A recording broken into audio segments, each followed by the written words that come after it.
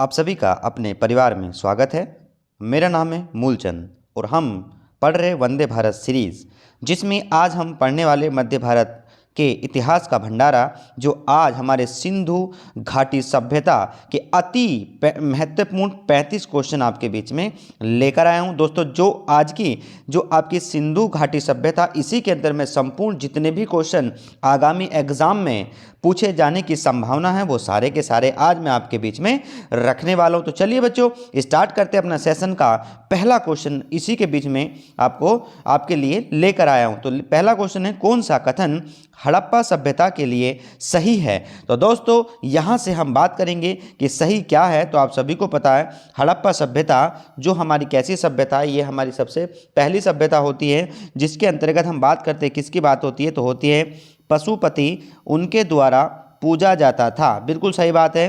तो हमारा जो सही आंसर है वो क्वेश्चन नंबर 1 का सी ऑप्शन इज करेक्ट होता है कि हड़प्पा सभ्यता का सही क्या है, पशुपति। चलिए आगे बढ़ेंगे।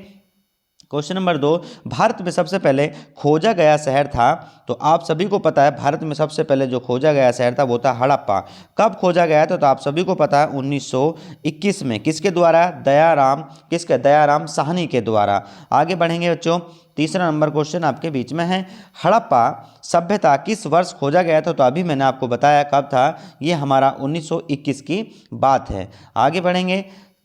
क्वेश्चन नंबर 4, सिंधु घाटी और आज के हिंदू धर्म के प्राचीन संस्कृति के बीच जैविक संबंध किस पूजा से संबंधित था या संबंधित होता है? तो दोस्तों, वो होता है हमारा किसका? पत्थर, वृक्ष और जानवर। तो ऑप्शन नंबर बी आपका क्या हो जाता है, इस करेक्ट आपका हो जाता है। आगे बढ़ेंगे।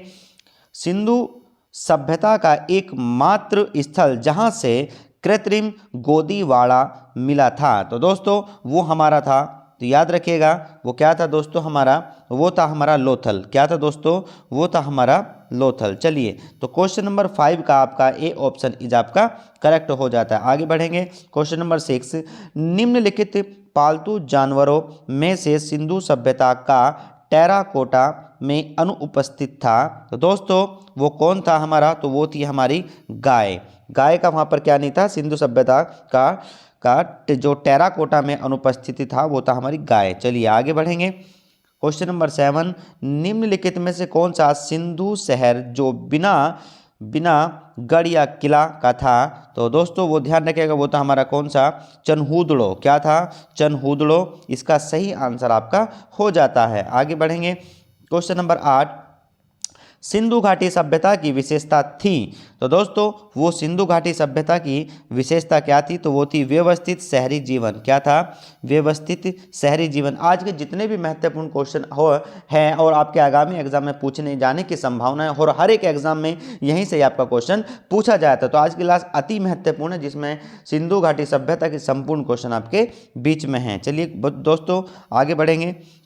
क्वेश्चन नंबर 9, सिंधु घाटी सभ्यता के लोगों का मकान प्राय बने होते थे। तो दोस्तों वे होते थे हमारे किसकी? पक्की ईंटों के। किसके?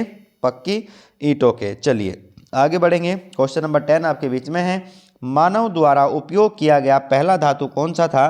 तो दोस्तों वो था हमारा कौन सा? तांबा। कौन सा था? तांबा। लोहा बाद में आता है। कब आता है? तो आप सभी को पता है 1750 के बाद आता है। चलिए आगे बढ़ेंगे।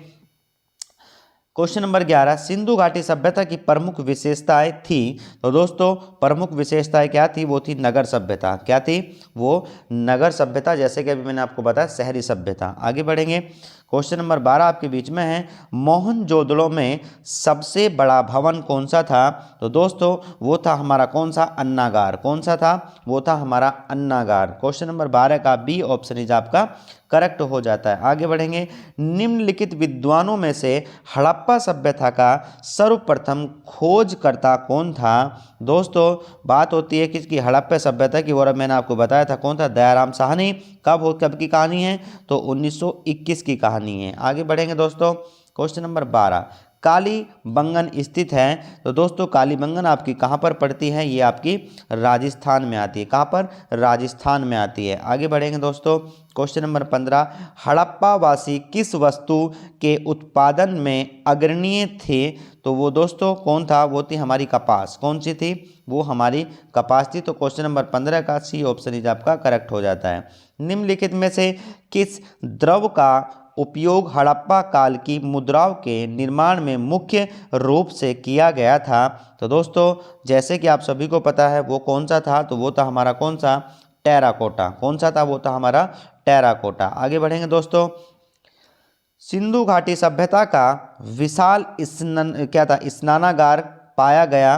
तो दोस्तों वो कहाँ पर पाया गया था? तो आप सभी को पता है वो है हमारा कहाँ? मोहनजोदड़ो। इसे ही मृतकों का टीला भी किसे कहा जाता है? मोहनजोदड़ो को कहा जाता है। आगे बढ़ेंगे दोस्तों, क्वेश्चन नंबर 18, निम्नलिखित में से किस देश ने भारत से मोहनजोदड़ो के प्रसिद्ध नृत्य कन्या की प्रतिमा वापस लेने के लिए कहा था? तो दोस्तों वो कौन था? वो था हमारा पाकिस्तान। कौन था? वो था हमारा पाकिस्तान। चलिए आगे बढ़ेंगे, सिंधु अर्थव्यवस्था की ताकत थी? तो हम सभी को पता है कि सिंधु अर्थव्यवस्था क्या थी? वो थी कृषि। क्या थी?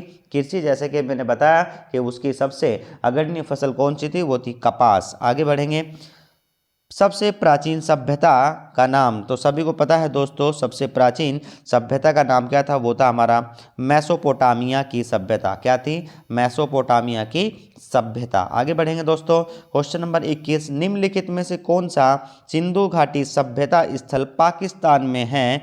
तो दोस्तों वो हमारा कौन सा हो जाता है? तो आप सभी को पता है वो हमारा हो जाता है क्या? ये हो जाता है हड़प्पा। हम सभी को पता है आलमगीर कहाँ पड़ता है? उत्तर प्रदेश। उत्तर प्रदेश में पड़ता है। कालीबंगन कहाँ पड़ता है? तो आप सभी को पता है राजस्थान में। लोथल कहाँ पड़ता है? तो ये हमारा गुजरात में पड़ता है। और यही एक वो है जो अभी हमारा क्या हुआ?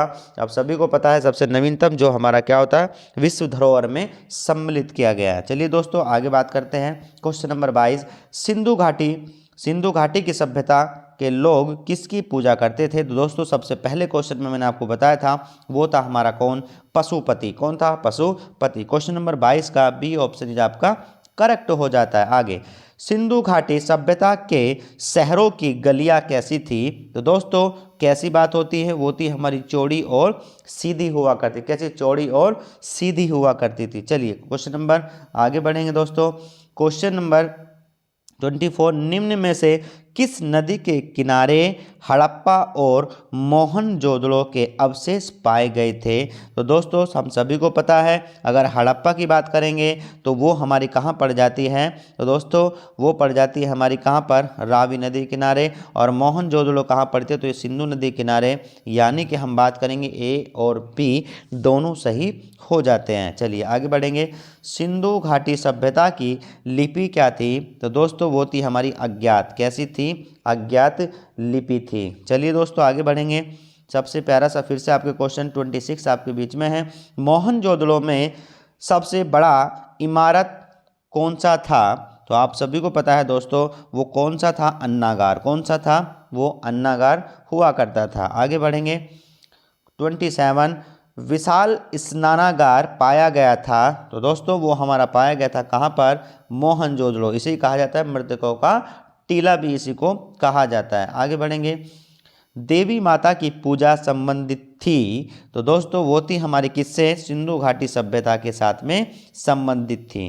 तो 29 का सी ऑप्शन इज आपका करेक्ट हो जाता है। आगे, सिंधु घाटी सभ्यता का बंदरगाह कौन सा है? तो सिंधु घाटी सभ्यता का बंदरगाह कहाँ पर है? तो दोस्तों ध्यान रखना वो हमारा पड़ जाता है कहाँ पर? लोथल में। कहाँ पड़ता है? ये हमारा गुजरात में पड़ता है दोस्तों, ये भी आपको पता होना चाहिए। चलिए आगे बढ़ेंगे, क्वेश्चन नंबर, तो दोस्तों आज हमारे पास में इतने ही क्वेश्चन थे। ज़बरदस्त सेशन था, बहुत ही बेहतरीन था। जितने भी क्वेश्चन आपसे पूछे जा सकते हैं आगामी एग्जाम में वो सारे के सारे एडिशनल डेटा मैं आपको दे के चलाऊँ। तो अति महत्वपूर्ण क्लास थी। कोई भी बच्चा अगर कोई पेपर देने जा रहा है तो एक बार क्लास को विजिट करिए और दोस्तों अपनी क्लास को ज़्यादा से ज़्यादा शेयर करिए ताकि बच्चों के पास ये पहुँच सके और अपनी क्लास को इसी तरीके से प्यार देते रहिए दोस्तों। तब तक मिलते हैं अगली क्लास में, तब तक के लिए bye bye, thank you, take care.